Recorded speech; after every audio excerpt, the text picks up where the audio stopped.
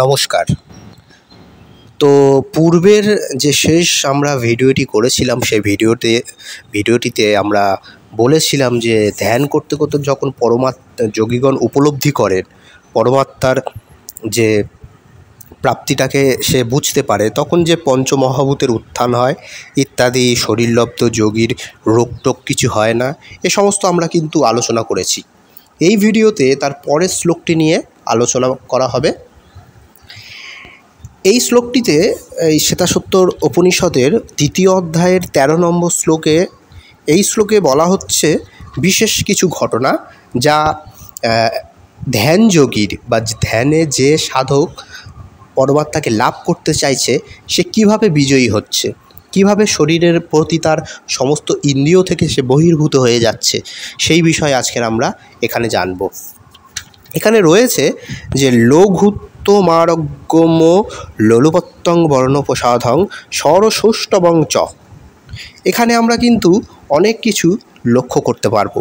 যেমন বলা হচ্ছে, সমস্ত ভূতের উপর বিজয়ী ধ্যানযোগী পূর্বোক্ত শক্তিসমূহ ব্যতীত কিছু অতিরিক্ত শক্তিও কিন্তু অর্জন করে থাকে।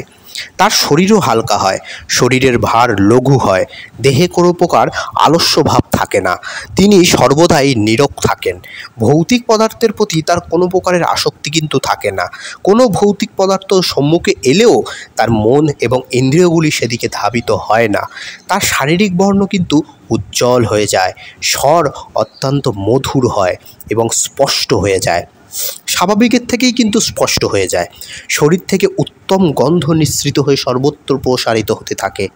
মল এবং মূত্র এই দুটির কিন্তু আধিক্য থাকে না।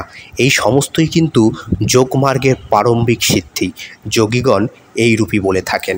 তাহলে আমরা কি এখানে লক্ষ্য করলাম?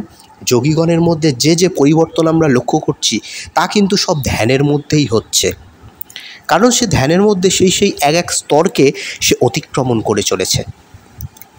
তাহলে আপনারা বুঝতে পারলেন যে পরমাত্মাকে লাভের জন্য পরমাত্মার যে প্রাপ্তি হচ্ছে তার যে উপলব্ধিটা কীরূপ হতে পারে সেটা কিন্তু আমরা এখান থেকে বুঝতে পারলাম। ভিডিওটি ভালো লেগে থাকলে আমাদের পাশে থাকবেন। নমস্কার, ধন্যবাদ।